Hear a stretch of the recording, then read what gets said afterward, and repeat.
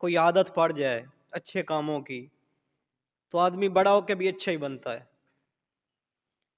یہ اللہ تعالیٰ کا ایک بنایا ہوا نظام ہے۔ اللہ تعالیٰ کا مقصد یہاں پہ ہمیں بھیجنے کا بھی یہی ہے، وما خلقت الجن والانس الا لیعبدون۔ اللہ نے اپنی عبادت کے لیے ہمیں پیدا کیا ہے، ورنہ اللہ کی عبادت کے لیے فرشتے بہت تھے۔ کوئی رکوع کے اندر ہے، کوئی قیام کے اندر ہے، کوئی سجدے کے اندر ہے۔ اللہ تعالیٰ نے جب انسان کو پیدا کیا اس وقت فرشتوں نے یہ بات کی تھی کہ یا اللہ انسان نہ بنا، جس طرح یہ جن جو یہ انسان سے پہلے کی مخلوق ہے، جنات، یہ زمین میں آئے، انہوں نے زمین کے اندر فساد مچا دیا، بڑی شرارتی قوم ہے جنات۔ تو اس کے بعد فرشتے کہنے لگے یا اللہ یہ انسان بھی جا کے اسی طرح کریں گے۔ آگے اللہ نے جو جواب دیا، اللہ نے فرمایا میں زمین کے اندر، تو جس مقصد کے لیے انسان یہاں پہ آیا ہے اگر اس مقصد کو پہچان لے، اللہ کی شان ہماری عبادت سے کوئی بڑھ نہیں جاتی، یا ہماری عبادت نہ کرنے سے اللہ کی شان کم نہیں ہو جاتی، وہ ویسا ہی ہے، قل هو اللہ احد اللہ الصمد لم یلد ولم یولد ولم یکن لہ کفوا احد، وہ ویسا ہی ہے، هو اللہ الذی لا الہ الا هو عالم الغیب والشہادہ هو الرحمن الرحیم۔ ایک مرتبہ حضرت موسیٰ علیہ السلام نے اللہ تعالیٰ سے عرض کی یا اللہ یہ ساری انسانیت جتنے پرندے ہیں، جتنے درخت ہیں، جتنے انسان ہیں، جتنی مخلوق یا اللہ تو نے پیدا کی ہے، اللہ نے فرمایا وہ جانور میری چراگاہوں کے اندر چر رہا ہے۔ تو آپ کو اللہ تعالیٰ نے جس مقصد کے لیے بھیجا ہے آپ اسی مقصد کے اندر ابھی بیٹھے ہوئے ہیں، عبادت کے سلسلے کے اندر۔ تو آپ جتنی کوشش کریں گے، آپ کی وجہ سے کوئی انسان راہ راست پہ آ گیا، آپ کے بیان کرنے کی وجہ سے کوئی انسان، ایک انسان امام محمد رحمہ اللہ جب اس دنیا میں آئے تھے تو اکیلے تھے، بچہ اکیلا ہی پیدا ہوتا ہے نا، جب اس دنیا میں آئے تھے تو اکیلے پیدا ہوئے، لیکن جب اس دنیا سے ان کا جنازہ جا رہا تھا 90,000 کافروں کو کلمہ پڑھا کے جا رہے تھے، 90,000 لوگوں کو کلمہ پڑھایا۔ آئے تو دنیا میں اکیلے تھے، 90,000 لوگوں کو جنت میں لے کے جا رہے ہیں۔ اگر آپ کے بیان کی وجہ سے، آپ کی نعت کی وجہ سے، آپ کی تلاوت کی وجہ سے اگر کوئی راہ راستے پہ آ گیا تو یاد رکھنا آپ کی دنیا بھی روشن ہو جائے گی، آپ کی آخرت بھی روشن ہو جائے گی،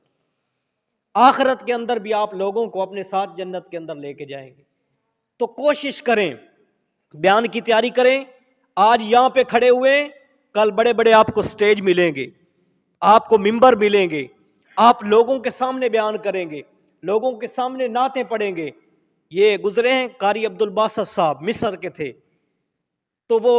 جہاں پر بھی مصر کا جو وزیر اعظم جہاں پہ بھی جاتا تھا قاری عبد الباسط صاحب کو ساتھ لے کے جاتا تھا، وہاں پہ وہ قرآن کی تلاوت کرتے اور لوگوں کے دلوں کو معزوز کرتے تھے، اور ان کو جو قرآن کا نور ہے ان کے سامنے بیان کرتے تھے۔ اور اسی طرح ہمارے بڑے بڑے علماء کرام، بڑے بڑے بزرگ جو تھے، ان کے ہاں بیان کرتے تھے، پورا گاؤں جو ہوتا تھا بدل چکے ہوتے تھے۔ تو اپنے بیان کے اندر ایک تو دل سے بیان کریں، دل سے، نہ بادشاہ ہوں دلوں کا، نہ خطیب ہوں میں لفظوں کا، اللہ ساتھ دیتا ہے میں باتیں دل سے کرتا ہوں۔ ایک تو دل سے بات کریں، اخلاص کے ساتھ بات کریں، آپ کی بات لوگوں کے سینے کو چیر کے اندر چلی جائے گی، ان کے دل کے اندر آپ کی بات پیوست ہو جائے گی۔ آپ اپنے بات کے اندر اخلاص پیدا کریں اور محنت کریں۔ جتنی آپ محنت کریں گے، یاد رکھنا اللہ تعالیٰ کسی کی محنت کو ضائع نہیں کرتا، جتنی آپ محنت کریں گے اتنا آپ کی تقریر اچھی ہوگی، آپ کی نعت اچھی ہوگی، آپ کی تلاوت اچھی ہوگی۔ بس محنت کریں، لگے رہیں، ایک دن آئے گا انشاءاللہ آپ میں سے اکثر جو ہیں بڑے خطیب ہوں گے۔ اللہ سب کو خطیب بھی بنائے، سب کو حضور علیہ السلام کا نعت خواں بھی بنائے۔ جب یہ کافر لوگ حضور علیہ السلام کے خلاف اشعار پڑھا کرتے تھے تو آپ حضرت حسان سے فرماتے، حسان ذرا ممبر رسول پہ بیٹھ جانا اور میں تیرے سامنے بیٹھتا ہوں، میری تعریف کر تاکہ ان کافروں کو پتہ چلے کہ آنے والا کوئی عام شخص نہیں بلکہ سرور کونین حضور علیہ السلام حضرت محمد رسول اللہ صلی اللہ علیہ وسلم کوئی عام شخص نہیں ہے، جس کی خاطر یہ پوری کائنات بنائی گئی،